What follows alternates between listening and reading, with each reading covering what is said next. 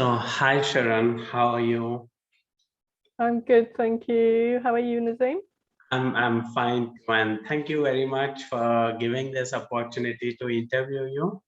So, friends, let me introduce you, and let me give a short brief about Sharon. So, Sharon King is an international trainer of holistic and energy psychology techniques for transforming trauma and living a more empowered and joyful life. One of Sharon's specialties is working with and prenatal birth trauma for both mother and baby, transforming your experience of giving birth or being born and any trauma associated with conception, pregnancy, and birth. She also works with mothers to be to achieve a natural birth, infertility, supporting women going through IVF, adoption issues, and helping to heal the wounds of losing a baby. Sharon is the author of Heal Your Birth, Heal Your Life, Tools to Transform Your Birth Experience and Create a Magical New Beginning. To date, her book has been published in English, German, Romanian, Bulgarian, and South Korean, with a Spanish version in the pipeline. Sharon travels the world sharing her knowledge and teaching other practitioners and birth professionals to do the same. Her training is extensive with qualifications and experience in holistic healing modalities and creating her own Heal Your Birth and Light Matrix techniques for transforming ancestral patterns, past life issues, and finding your life purpose. Some of the current tools Sharon uses are EFT, MetaClear Technique, guided meditations, and breathwork techniques, color and sound healing frequencies. Sharon is currently living in beautiful Thailand and works towards a program for parents to achieve a conscious conception, pregnancy and birth, and new training programs for practitioners in energy psychology. Sharon is also writing her next book, Into the Light Matrix and Beyond, Tools for Transforming Past Life, Clearing Ancestral Patterns, and Living Your Life Purpose.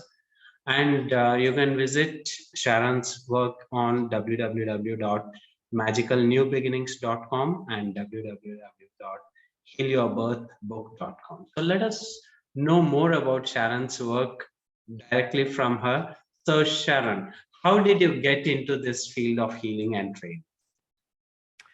Well, I always had a desire to be healing people. Okay. So I did the usual massage, reflexology, aromatherapy, Indian head. My goal was to work with animals as well. So I did a lot of, herbs and body work with animals. And that's where I thought I was going to be working with animals. I had no clue that actually I was going to be working with people. So I guess they say that expression, life begins at 40. Mm-hmm. Well, when I was just turned 40, I discovered EFT through an English EFT trainer called Carl Dawson, which some of you may have already heard of over there in India. And I remember like the first 3 days of learning EFT were so magical. And I had to fly from one side of England to the other, from Scotland back to England, where I did the course. And I was so high, I felt like I could have just flown home without the plane. And I was super excited because it's like, yes, this is what I've been looking for. This is it. Yes. Because you give somebody a massage, they go home, they feel better, and next week everything's still the same. There's still the stress, still got problems with their relationship, they've still got problems in their life. So yeah, so discovering EFT was in 2007 was really my first step into like, yes, this is really what I want to be doing. And then as time went on, a couple of years later, Carl Dawson developed matrix reimprinting. And, I did a lot of those courses with him. And then I discovered or started getting into working with the birth, specializing in that area. And then the past life and the ancestral work all just kind of came in naturally at that time as well. So the more spiritual, if you like, the life purpose, why are we here? Why do we choose these events? Why do we choose these parents? So it all kind of just opened up just from that one EFT training. It kind of like began a snowball of events. So amazing. So what motivated you to research about human birth, Sharon? well, again, that was an event that happened on an EFT course. There was a lady there called Caroline. And I now fondly call her chapter 1 because she's chapter 1 of my book. I can give you the shorter version of this, but the longer version of this, if anybody's interested, can be downloaded from healyourbirthbook.com or Amazon. It's on there as well, so you can download the first chapter. But basically, Carl asked me to work with her because she was 5 months pregnant with her 3rd child. She was terrified of giving birth to her 3rd child because the first 2 birth experiences had been pretty painful. There'd been long labors. She'd had medical interventions that she hadn't chosen or wouldn't have wanted to choose. And yeah, pretty traumatic birth. And then afterwards, she had trouble breastfeeding.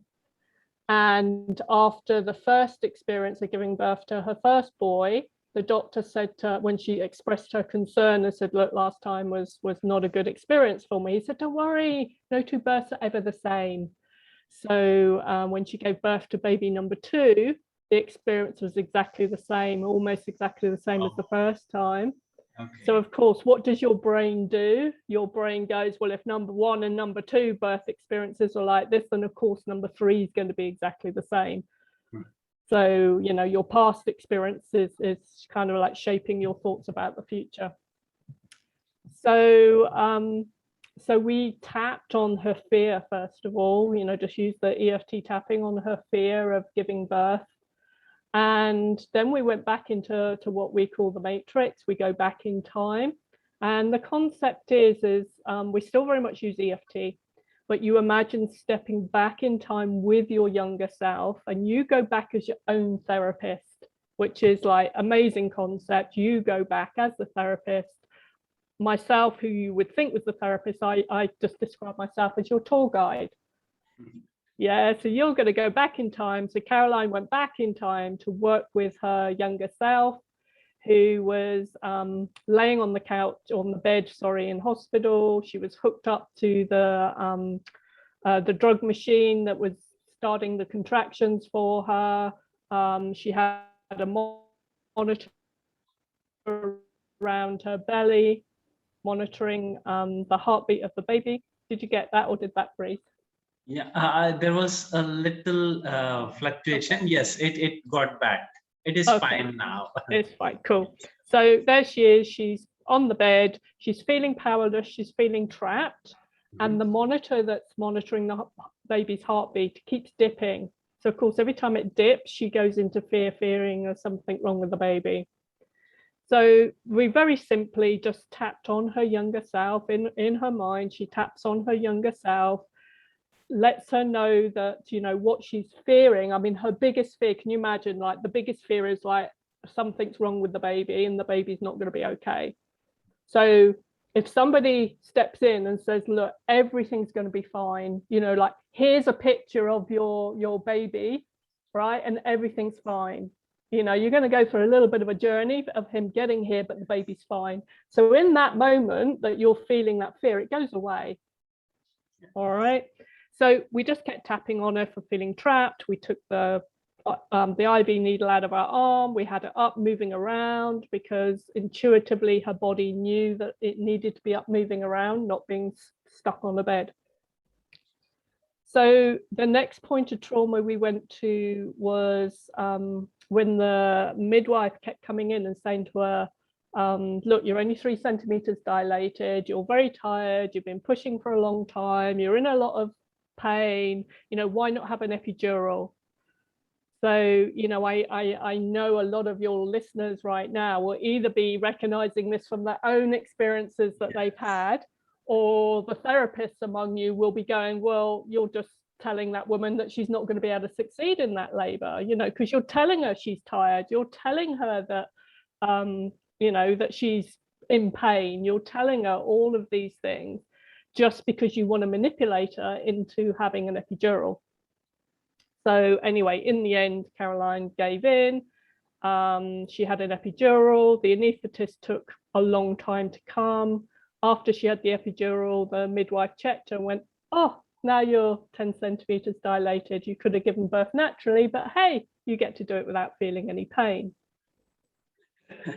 Oh my God. Okay. So what does that do for your level of trust? Yes. Yeah. So in that moment, she completely lost trust of the medical profession. So, you know, when we're working in this way, we're working in the past too. It's like, well, what would you like to, what would your younger self choose to have happen now? And literally, she said she wants her gone. You know, let's send her back to midwifery school. Let's teach her about, you know, maybe you should check your patient, you know, before the anaesthetist if he's been a long time. Anyway, so we sent the midwife off, and in walks this beautiful angel called Annie. And Annie takes over the birthing process. And literally, I, as a practitioner, had nothing to do. She just went through the birth and she completed the birth. Naturally, she completed the bonding process, and she was just letting me know what was happening. But everything, it was like once you'd release the trauma of what happened, then everything flows how it was supposed to go. And then we do what when I was working with matrix, we call a re-imprinting process, whereas like when you get to a positive outcome and she's feeling, you know, she's getting the release of the oxytocin because she's looking into her son's eyes and she's bonding with her son. So we re-imprint that picture, and basically we take that image through the body and flood the cells in the body of that new feeling.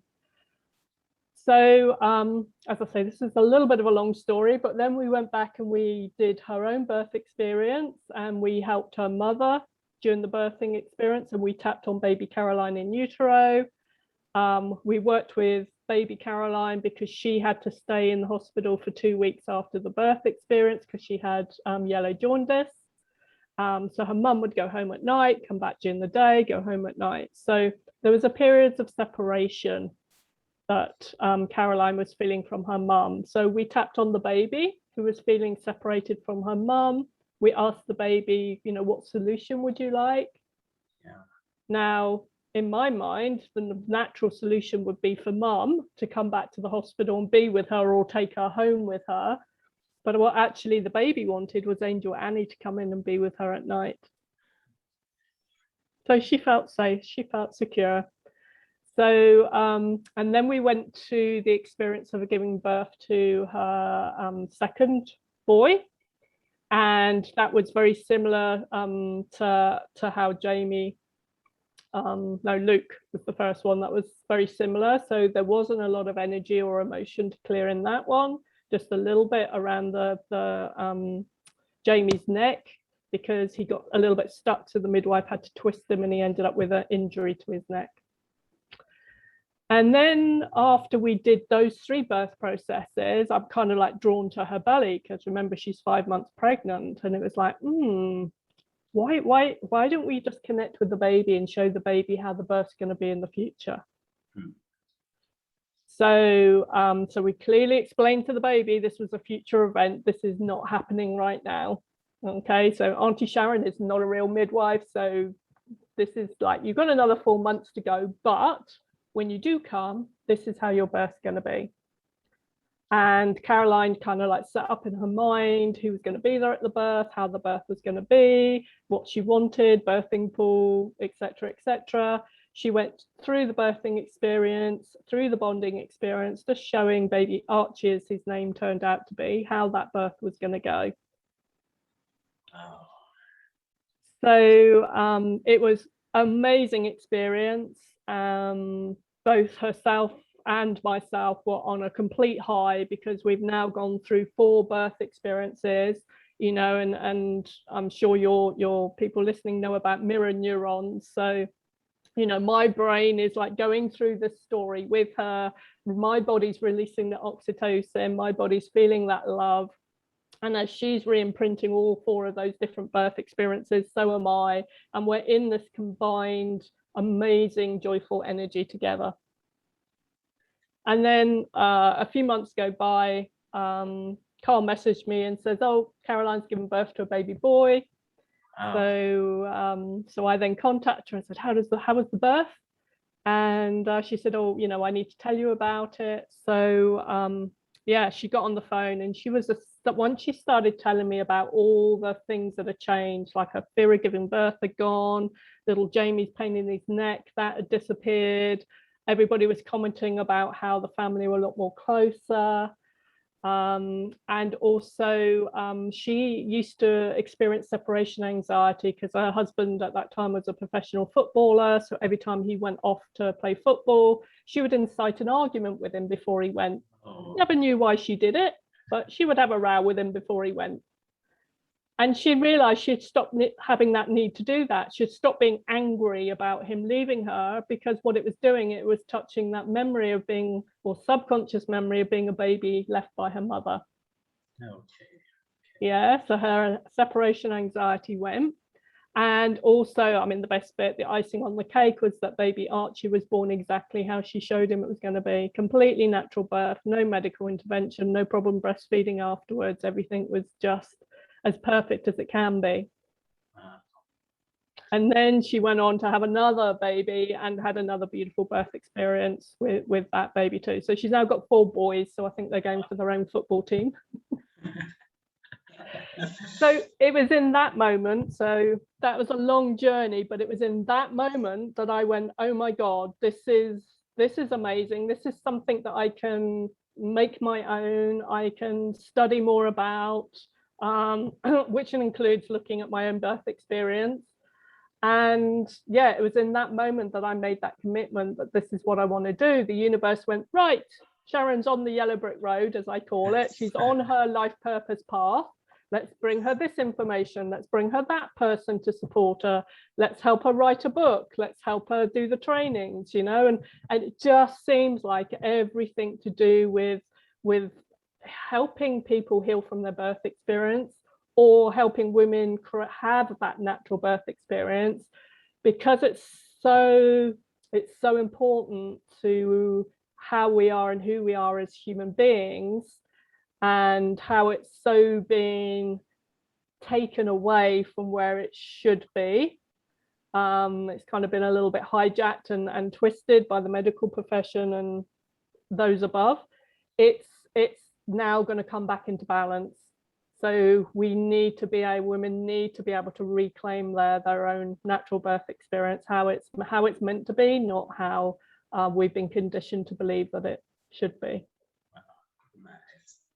And does natural ways of birthing help a person, Sharon, compared to who have undergone the cesarean process and all that?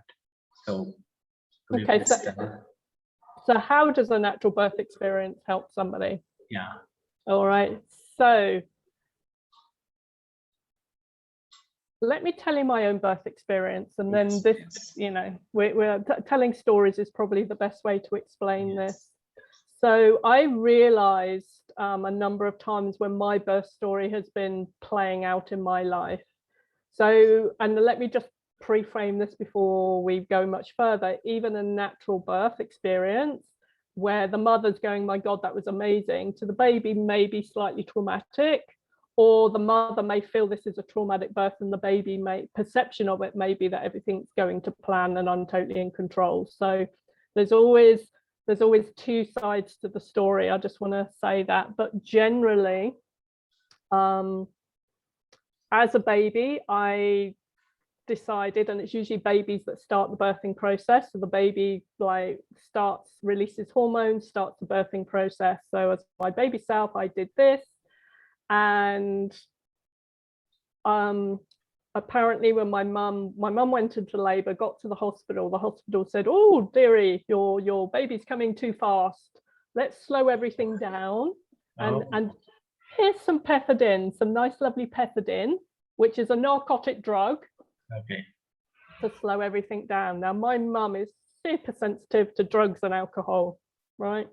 1 glass of wine at Christmas and she's asleep for the rest of the day. Oh. So they give her this narcotic drug and my mum has gone. She's away with the fairies. She's gone to sleep.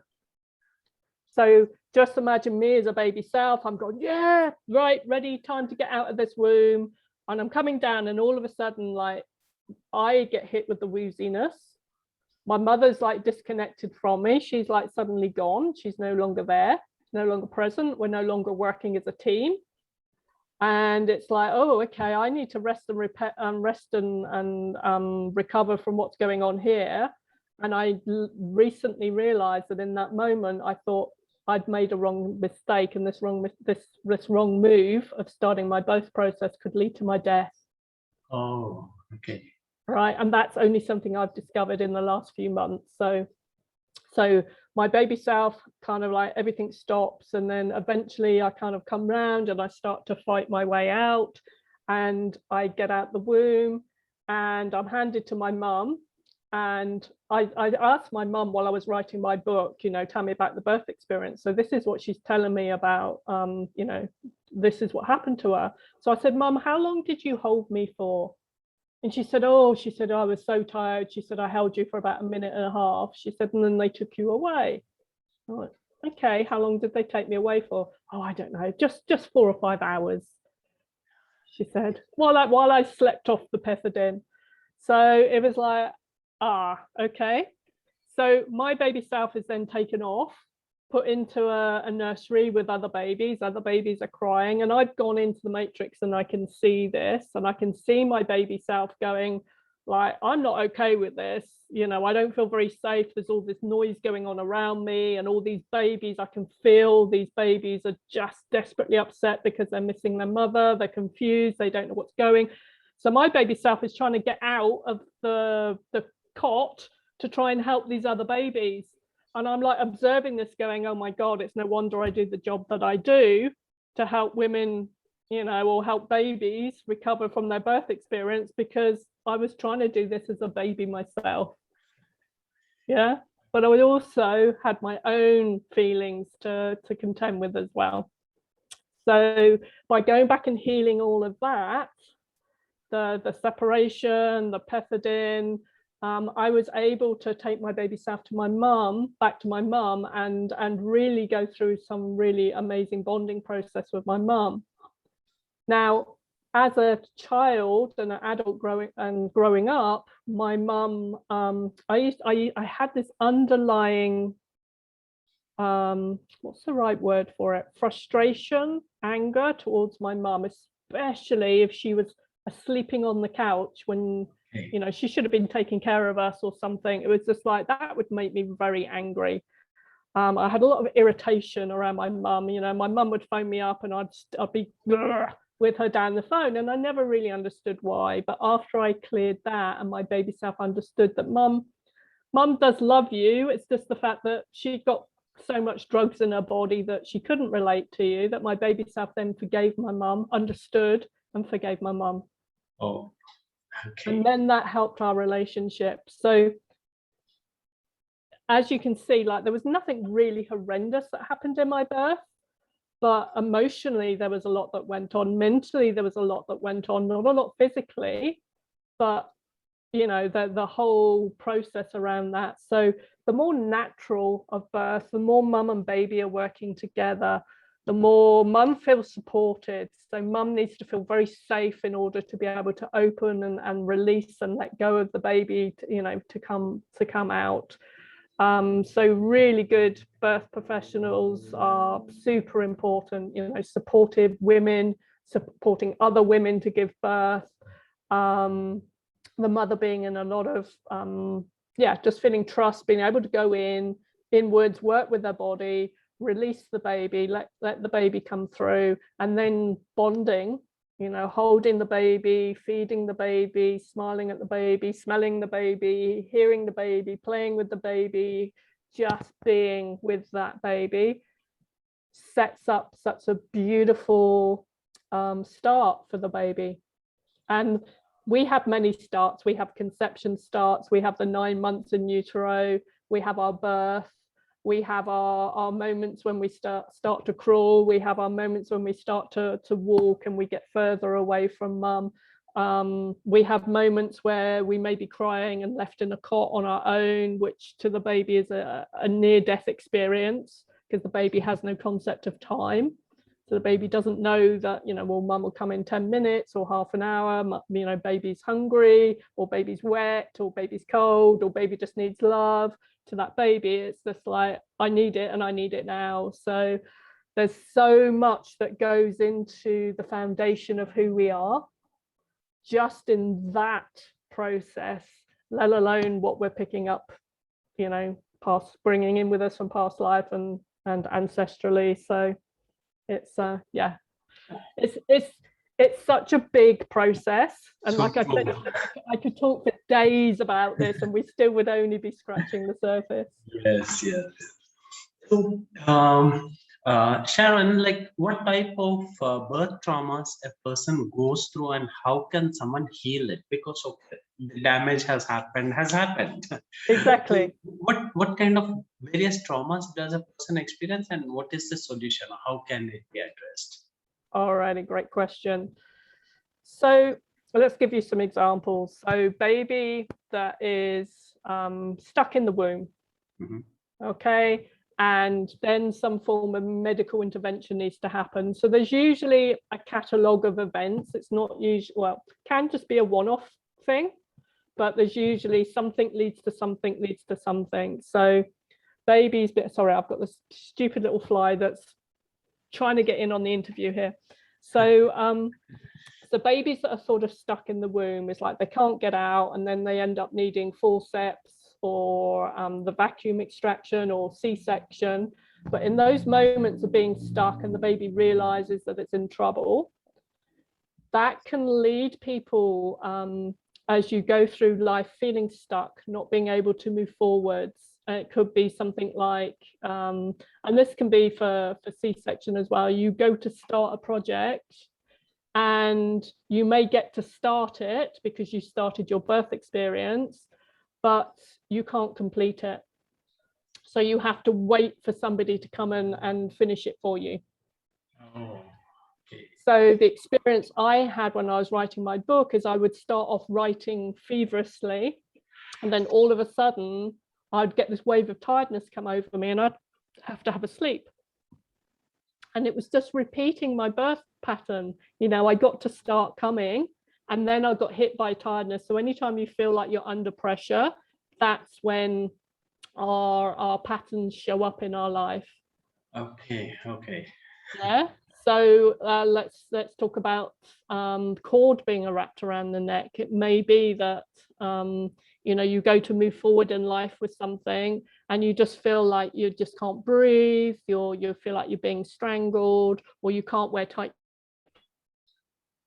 clothing around your neck, you can't wear a tight scarf around your neck, and you go to move forward. I'm doing this in my chair. Please repeat the last sentence, because for a few seconds the video got stuck. So could you please repeat about strangling around the neck? Yeah, the internet obviously doesn't like this topic. So so it may be that you don't like having the cord, the scarf around your neck, and as you go to move forward in life, you may just feel like you're losing your breath, or you feel like you're being strangled, or again, it's another form of being trapped. Oh, okay. Now, a lot of babies are born with the cord around their neck, and it's no problem at all, because what's supposed to happen is the placenta and everything moves down with the baby, so it never gets tight. The only problem comes is if it does get tight and the baby starts to feel like there's the strangulation going on, right? And in that moment, it's a life and death situation for the baby. So C-section babies, two different types of C-section: elective C-section and emergency C-section. So an elective C-section, there's not a lot of trauma that happens before that event. Baby's just hanging out, la la la, minding its own business. Next minute, mum gets hit with some form of anesthetic. Baby starts going, hang on a minute, what's going on here? Next minute, sunroof's open and you're out. You're out into the wide world. There's no preparation. There's no starting your birth process. It's like 1 minute you're inside, minding your own business. Next minute you're out.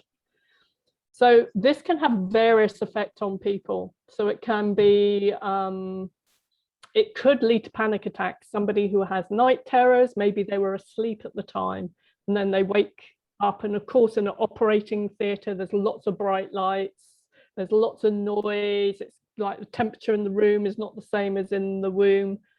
So all of these different aspects come into play. So it can be like when you're asleep at night, you have these night terrors as a child. It can be some babies cope with it very well, and they just like they just learn how to process things really, really quickly. The emergency C-section is a whole different kettle of fish, because that then involves some form of stuckness and trauma and emergency, and people, you know, having to be rushed off to the operating theatre, and, you know, there's the tension of the surgeons as they're laying out their knives and things like this. So yeah, so that again can lead somebody to being able to start a process but not being able to finish it. Whereas the C-section electives, they don't even, they just give up. They don't even bother starting anything. Yeah. How to heal it? How do you heal it? Okay. So let me just talk about separation after the birth. Let's just say that the birth is whatever it is, right? Whether it's good, bad, or indifferent in form of trauma. The best way to heal, to be able to start making amends for all of that, is to have the baby with mum and doing the bonding process, connecting with mum. If that is also interrupted and the baby's taken away from mum for a period of time, then that's gonna be a double trauma. Okay, so how you heal all of that is you, again, if this is your own birth experience, like I did with my baby self, you go back in the memory and you use your EFT tapping on your baby self to look at the shock, to look at the fear, to look at the anger, look at the, you know, whatever feelings the baby's feelings, but you also work with mum as well. So you do the surrogate work on mum and anybody else in the room. You know, I've had some pretty traumatic births I've had to deal with, and like the medical profession or the midwife ends up, you know, there was one story where it was a home birth and it was so traumatic that the guy was the baby being born. It was so traumatic, his mother actually stopped breathing, her heart stopped, so she died. The midwife fainted and his father had to pull him out, resuscitate his mother, and then revive the midwife. Oh my God. So, you know, there's a lot going on there, because, yes. You know, thank God Dad was there, and thank God Dad knew how to do resuscitation. So yeah, so, you know, by working with everybody in that room, it takes away the traumatic feeling for the baby, but also for those other people as well. So, and I've had this, you know, if I'm working with a mother and they work on their child, what they've given birth to, and even if that child's an adult now, then there's something that changes within their relationship, and there's lots of stories in the book about that. Yeah, I'm gonna ask that in a little bit while. Yeah. So Sharon, here comes my next question about ancestral trauma that we carry. So what exactly is this ancestral trauma, and can it be healed? Yes, it can be healed. Like the answer to all your can it be healed questions are yes. I believe so, and that's my experience.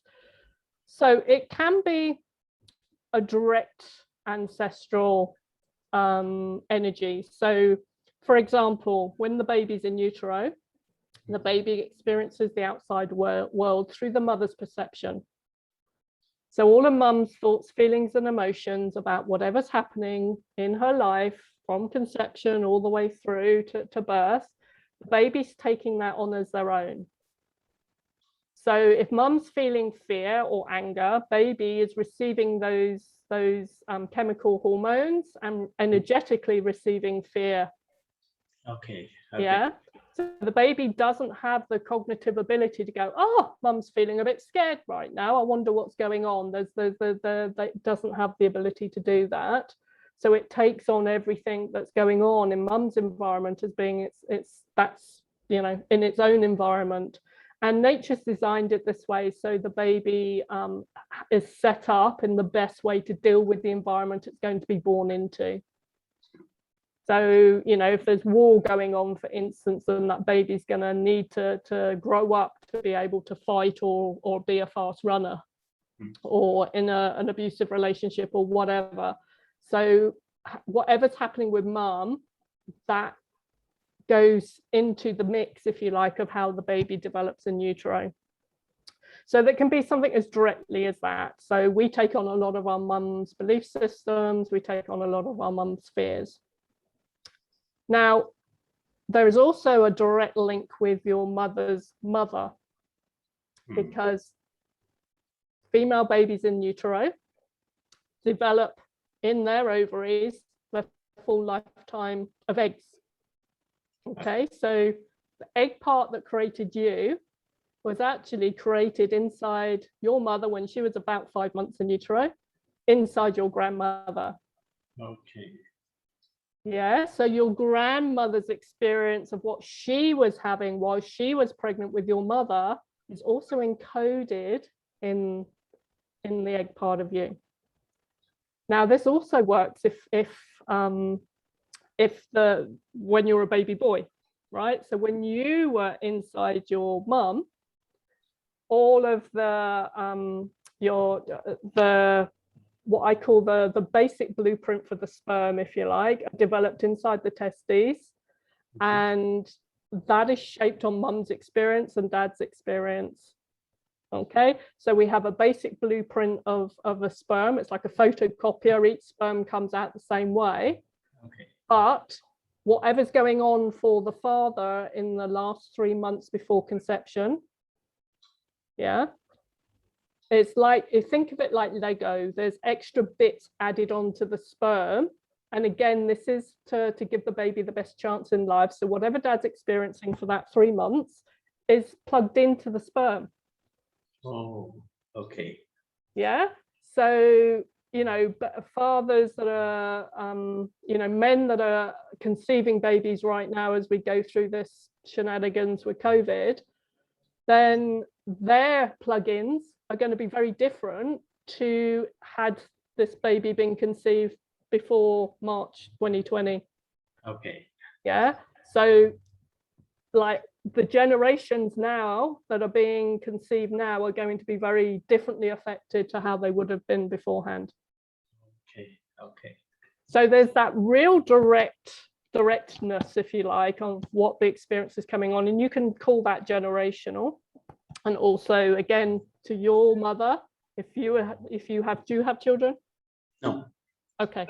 So if you were to have children, then what happened when you were a baby in the womb would also be affecting, you know, what your mother was experiencing. But of course, your mother and your grandmother were also affected by their mother, and it just goes back through the generations like that. So another example, they did a study with mice, and they took this male mouse and they put it in a tank, and they gave the mouse, they wafted in the smell of cherry blossom. All right. Every time they gave the mouse the cherry blossom, they gave the mouse a mild electric shock. Oh, okay. So every time the mouse smelt cherry blossom, it got a shock. Okay. So in the end, it just, as soon as it smelt the cherry blossom, it expected to get a shock, right? So that was the learning, that was the teaching that mouse received. Then they let that mouse go off and mate with another mouse. When they gave the pups, the baby mice, the smell of the cherry blossom, they reacted in the same way as if they were going to get an electric shock. Oh, okay. So that knowledge that cherry blossom, the smell of cherry blossom is dangerous because you get an electric shock, was passed down the generation. Oh my God. Okay. That's amazing. So there is practical experiment has been done to prove this concept is true. Yes. Yes. And the other thing you can do, which is also fun, is if you put a man's sperm into a petri dish and then you give that man, the owner of the sperm, electric shock, the sperm will respond. Oh, okay. Yeah. So, and they did the same with the baby in utero as well. They gave the father mild electric shocks, and the baby responded in utero to those electric shocks. So, you know, you can't blame the mother for everything the baby experiences, is what dad's going on. And it makes sense, you know, because we are part dad, we're part mum. Yes. You know, we've come together. So there is that real strong, you know, especially as we're a baby, there's that strong connection still, energetic connection that goes on there.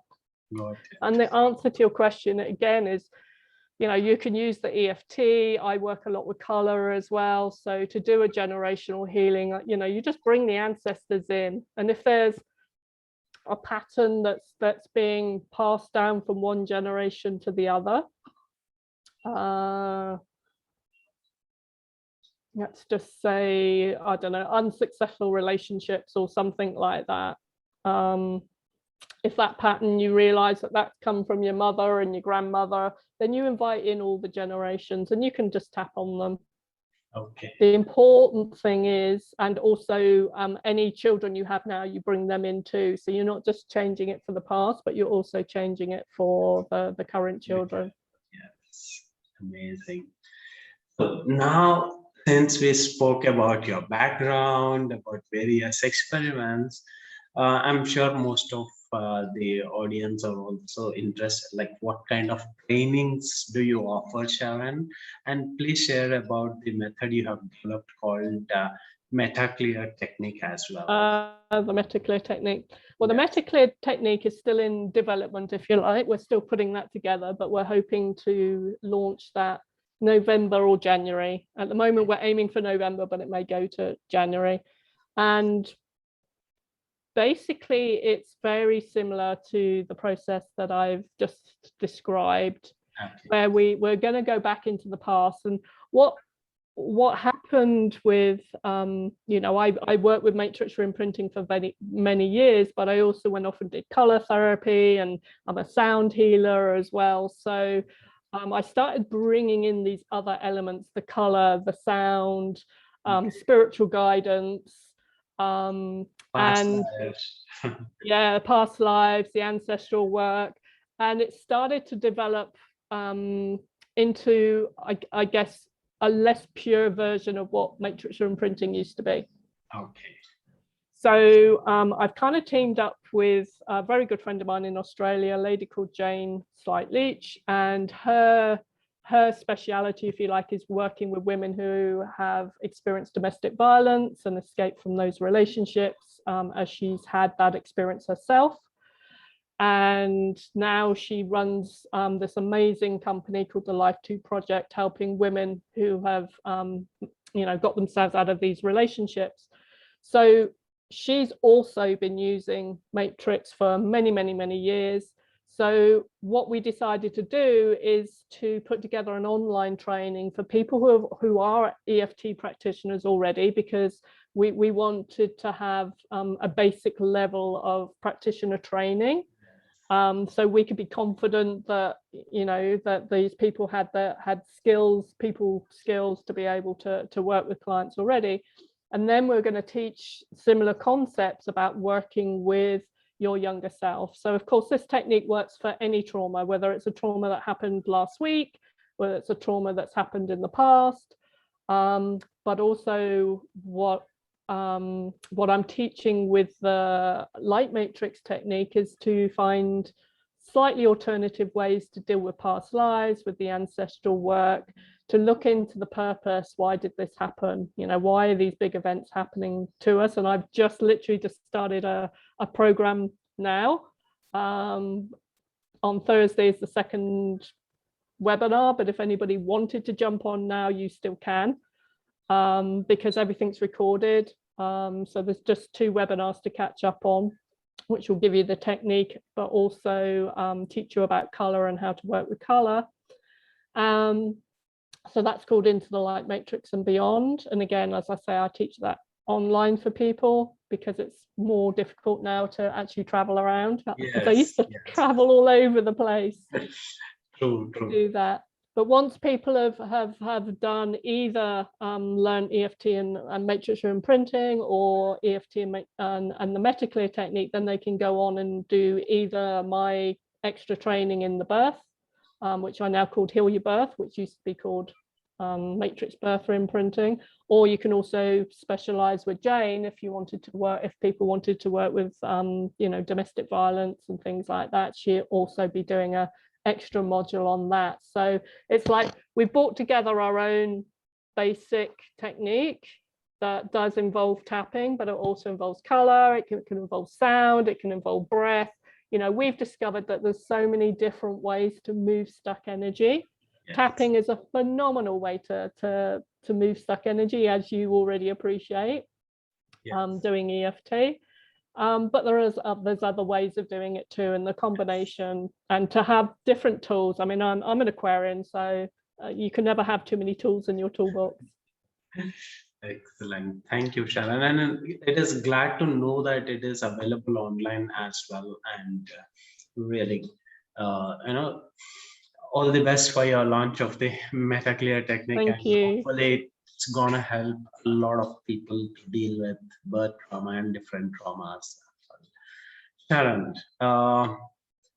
please tell me about the book that you have written. My book. I should have a copy of it here. Yes, I'm gonna put that link over the description on my Facebook, as well as YouTube description as well. I'm gonna put it. Thank you. I've just had a box delivered from the UK. So the book. So when I never classed myself as like wanting to be an author, but the information, it happened. The information was in my head, and it was going, I was getting the push from my guides of like, you really ought to write a book. This really needs to go, and I was feeling that pressure. So when I sat down with the book, it was like, okay, book, like, because I like to work with things like the book has its own consciousness, it has its own purpose. So, the right at the beginning, it was like, I asked the book, what's your purpose? And the information I got back was that it was educational. It was to be educational. It was to be transformative. So it was about healing the past, or healing what's going on in the now moment for people, but it's also about recreating a new future. And it's not just the future for, that particular child, but as you've just heard with the generation, it just goes forward and forward and forward and forward.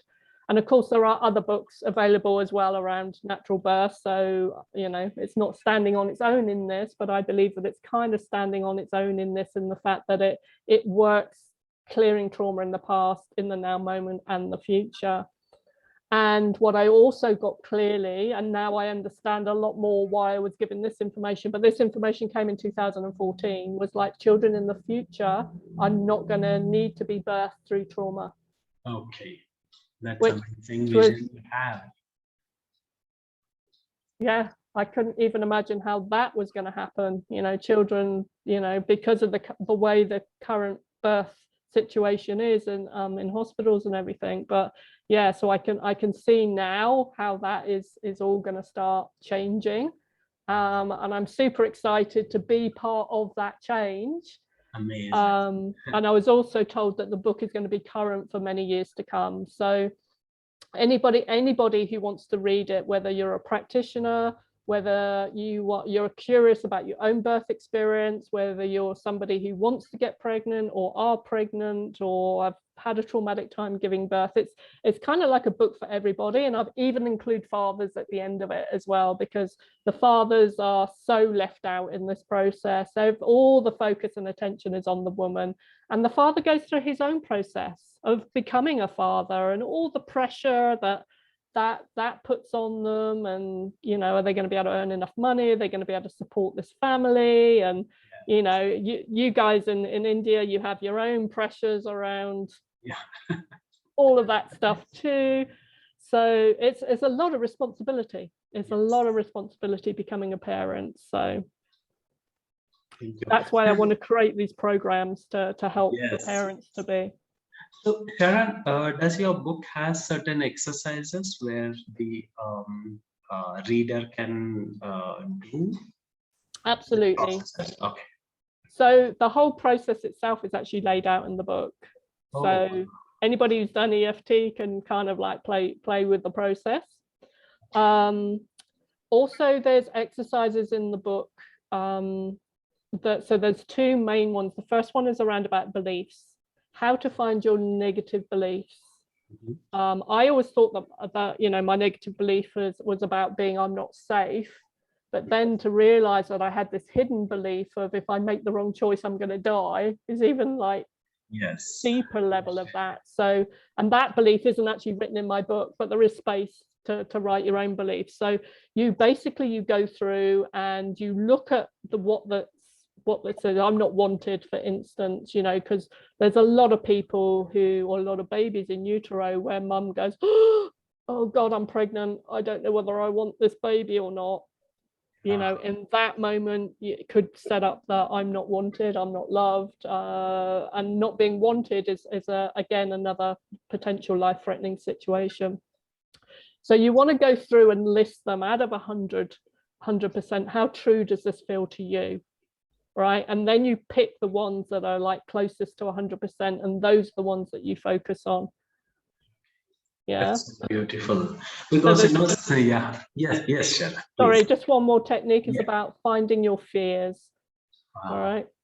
And writing down. So free flow writing, journaling is another really good technique. So there I'm giving you all my best techniques from my book, but writing down the fear I have around, I don't know, being a mother, being a father, a fear I had around being born is, and you write it down. The fear I have around being born is, and you just keep writing, and if nothing comes to mind, you write the sentence again, and then you start finding that all of your fears start getting listed out.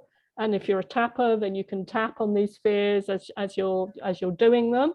But by the time you've gone through the process, maybe you write 1 page, 10 pages, 5 pages, however many, you'll start to feel better, because fears, the worst fears are the ones that we keep trying to bury and we don't want to look at.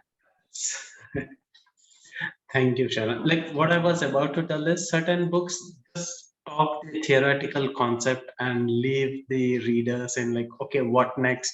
Now I got the concept. So thank you for including the process where readers can implement learning as well. So thank you about that. And probably this is my last question, Sharon, for this interview. Please tell me more about your upcoming book. Yes.